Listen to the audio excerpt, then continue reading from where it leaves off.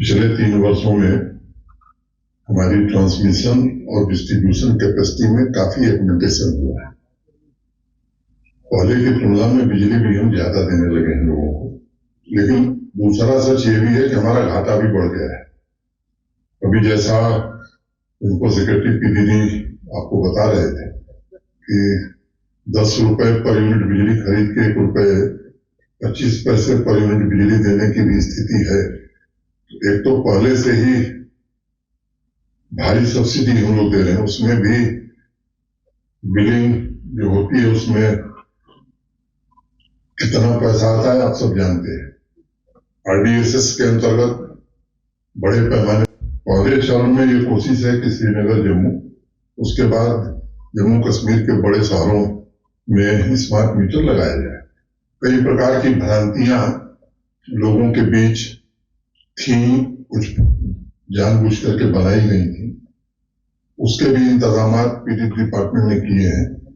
किसी को भी अगर संदेह है कि हमारी बिलिंग ठीक नहीं है तो मीटर टेस्ट किया जा सकता है। रैंडमली भी हम लोग टेस्ट करा रहे हैं और जहां से शिकायत आ रही है उनके मीटर भी टेस्ट कराए जा रहे हैं। तो ये मैं आपको आश्वस्त करना चाहता हूं कि एक तो मीटर से जो बिल आएगी वो सही आएगी, इसमें आपका सहयोग बड़ा अपेक्षित है, क्योंकि ये स्थिति लंबे समय तक चलाना ये बड़ा मुश्किल काम होगा। दूसरी कोशिश ये होगी कि जिन फीडर्स को 100% स्मार्ट मीटर से जोड़ दिया गया है वहां न्यूनतम कटौती, मिनिमम कर्टेलमेंट हो, और एक स्थिति हम लोग ऐसी बनाना चाहते हैं कि जो 100% मीटर्ड फीडर जहां से पैसा मिल रहा है वहां 24 घंटे बिजली अगर लोग चाहते हैं तो 24 घंटे बिजली उपलब्ध कराई जा सके। इसी संदर्भ में 18 अक्टूबर को माननीय प्रधानमंत्री जी के नेतृत्व में जो भारत सरकार की कैबिनेट हुई उसमें बड़ा महत्वपूर्ण फैसला हुआ है, और मुख्य रूप से मैं वही आपको बताने के लिए आपको आज यहां आमंत्रित किया हूं। 13 गीगावाट रिन्यूएबल एनर्जी की एक नई परियोजना green energy corridor phase 2 inter state transmission system को अभी मंजूरी 18 को प्रधानमंत्री जी के नेतृत्व में भारत सरकार की कैबिनेट ने दी है। मैं माननीय प्रधानमंत्री जी का हृदय से कृतज्ञ हूं। मुझे लगता है कि इस योजना का लाभ जो देश को मिलेगा उस पहलू पर मैं कम जाऊंगा। जम्मू कश्मीर को इसका क्या लाभ होगा इस पर ज्यादा मैं ध्यान केंद्रित करूंगा। पिछले 2 वर्षों से हम लोग खुद भी इस परियोजना के लिए दिल्ली में पावर मिनिस्टर साहब के साथ भी बैठक हुई। हमारे प्रिंसिपल सेक्रेटरी पीडीडी अनवरत इसको लेकर के प्रयत्नशील थे, और पावर डेफिसिट होने की वजह से मैं जानता हूं कि यहाँ एक दुर्व्यवस्था थी, जम्मू कश्मीर की आवाम को तकलीफें भी झेलनी पड़ती थी। अब इस परियोजना की पृष्ठभूमि और डिटेल थोड़ा मैं बता दूं, फिर मैं जम्मू कश्मीर पर आता हूं। आप सबको याद होगा कि स्वतंत्रता दिवस के संबोधन में 2020 में माननीय प्रधानमंत्री जी ने लद्दाख में 7.5 गीगावाट सोलर पार्क की स्थापना की घोषणा की थी।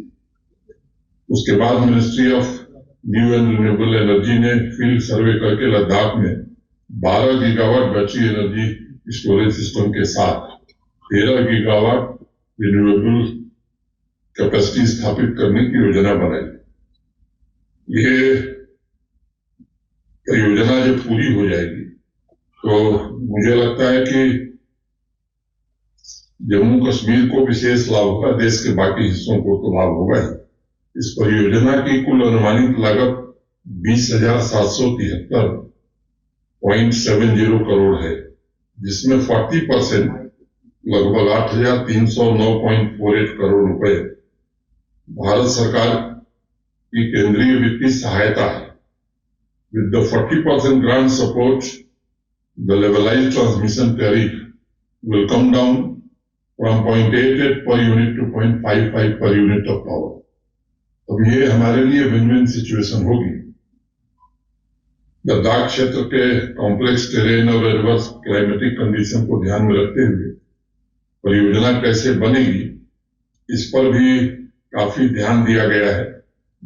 मैं उसके विवरण में नहीं जानना चाहता। आप जानते हैं कि वहाँ टेम्परेचर -45 डिग्री तक जाता है, एवलांच भी आते हैं। तो जो दुनिया की मॉडर्न टेक्नोलॉजी है, स्पेशल स्टील टावर का इस्तेमाल और इस तरह की तमाम व्यवस्थाएं उसमें की गई और अत्याधुनिक वोल्टेज सोर्स कन्वर्टर पर आधारित high voltage direct current HVDC system और extra high voltage alternative current यानी EHV सिस्टम भी उसमें लगाया जाएगा। इससे राउंड द क्लॉक सप्लाई सुनिश्चित की जा सकेगी। एक नई ट्रांसमिशन लाइन बनेगी जो हिमाचल प्रदेश, पंजाब होकर के हरियाणा के कैथल तक जाएगी। जो दूसरा, हमारी एक लाइन है जम्मू कश्मीर में, लेह अलुस्टेंग श्रीनगर लाइन से भी इसे जोड़ा जाएगा। और ये जो हमारी existing 220 kV Leh Alusteng Srinagar transmission line है, उससे कश्मीर वैली को एक ऑल्टरनेटिव बिजली मिलने का संसाधन उपलब्ध होगा। आप में से अनेक लोगों को पता होगा कि अलुस्टेंग जो है वो गांधरबल जिले में स्थित है। सर्दियों के दौरान, जैसा भी हमारे राजेश प्रसाद जी ने बताया, हाइड्रो पावर का जनरेशन स्वाभाविक रूप से बहुत कम हो जाता है। इसके ऑपरेशनल होने के बाद हमारी निर्भरता हाइड्रो पावर पर बहुत कम हो जाएगी। भविष्य में हमारे पास ऑप्शन भी उपलब्ध होंगे।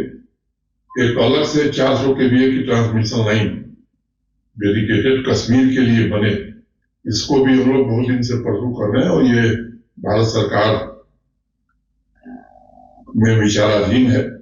लेकिन ये जो 220 kV अलुस्टेंग ग्रिड को 220 kV जैनकोट ग्रिड से पहले से ही जोड़ा जा चुका है और इसके अतिरिक्त ये 220 kV मीर बाजार ग्रिड को भी अलुस्टेंग ग्रिड से जोड़ने का काम तेजी से चल रहा है और ये शीघ्र पूरा हो जाएगा। अब आपको बताया इन्होंने कि हमारी एनर्जी डेफिसिट की वजह से बाहर से अतिरिक्त बिजली काफी महंगे दाम पर खरीदी जा रही है। इस परियोजना के पूरा होने पर राउंड द क्लॉक बिजली की उपलब्धता हमें सुनिश्चित होगी। लद्दाख से कश्मीर तक रिन्यूएबल एनर्जी ट्रांसफर से जम्मू क्षेत्र में भी बिजली की स्थिति में बड़ा सुधार होगा, क्योंकि मौजूदा सेंट्रल सेक्टर ग्रिड अर्थात जम्मू में स्थित 400 kV किशनपुर जटवाल ग्रिड से कश्मीर घाटी में बिजली का जो हम ट्रांसफर करते हैं वो प्रोपोर्शनेटली कम हो जाएगा। इसलिए जम्मू रीजन को भी इसका काफी लाभ मिलेगा।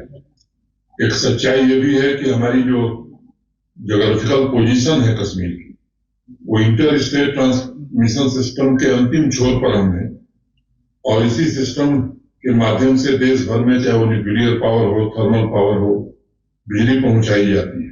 अब अंतिम छोर पर होने के कारण हमारे यहाँ लो वोल्टेज की समस्या ये बराबर बनी रहती है। लेकिन battery energy storage system supported जो नई परियोजना है, उसके कारण ये लो वोल्टेज से भी हमको पूरी तरह से निजात मिल जाएगा। दूसरा, ये ग्रीन एनर्जी प्रोजेक्ट है, तो कार्बन फुटप्रिंट भी मैं समझता हूं कि पूरी तरह से कम होगा और एक फ्रेजाइल एनवायरनमेंट के प्रोटेक्शन में जम्मू कश्मीर के लोगों को भारी मदद मिलेगी। तो मुझे लगता है कि मोटे तौर पर जो इस प्रोजेक्ट के मुख्य बिंदु थे मैंने आपके समक्ष रखा है। कश्मीर वैली में ट्रांसमिशन सिस्टम में रिडंडेंसी भी क्रिएट होगी और डिजास्टर के दौरान बिजली सेक्टर में होने वाली परेशानी से भी हम सबको मुक्ति मिलेगी। जम्मू कश्मीर प्रशासन ने लद्दाख से कश्मीर वैली तक, मैंने पहले बताया कि एक नई 400 kV ट्रांसमिशन लाइन बिछाने का प्रस्ताव भारत सरकार को दिया है। 400 kV किशनपुर, बागुड़ा और सांबा जतवाल अमरगढ़ ट्रांसमिशन लाइनों के अलावा कश्मीर वैली के लिए 400 kV लेवल पर ऊर्जा का ये थर्ड सोर्स होगा और ये नई 400 kV लाइन कश्मीर वैली की भविष्य की जितनी जरूरतें हैं, वो इंडस्ट्रियल हो या डोमेस्टिक हो, इससे सब हम पूरा कर पाएंगे। तो मुझे लगता है कि बिजली की स्थिति इस परियोजना से सबसे ज्यादा लाभ जम्मू कश्मीर को ही मिलने वाला है। विंटर प्रिपेयर्डनेस को लेकर के भी प्रशासन पूरी तरह से संवेदनशीलता के साथ काम कर रहा है। बिजली के बारे में विस्तार से बताया गया है। स्नो क्लियरेंस को लेकर के भी आज मैं कह सकता हूं कि पहले की तुलना में मॉडर्न इक्विपमेंट और मशीन हमारे पास बड़ी संख्या में आ गई। जो सड़क हमारी डैमेज होती थी, अब कटर लोहे के स्थान पर वो अब लोहे के कटर नहीं है, जो अभी नई मशीनें आई हैं, तो उसमें भी हम अच्छी स्थिति में है। राशन, पेट्रोल, डीजल, गैस, इन सबका पर्याप्त स्टॉक, दवा, इसकी कोई दिक्कत न हो, ये सारे इंतजाम कर लिए गए हैं। मैं सोचा कि आप लोगों को आज इस बात के बारे में थोड़ा ब्रीफ किया जाए, क्योंकि आप ही माध्यम है जिससे सामान्य आदमी तक हम बात पहुंचा पाएंगे। तो आज का विषय यही था। अगर इस विषय से संबंधित किसी के मन में कोई प्रश्न है तो जरूर पूछ सकता है।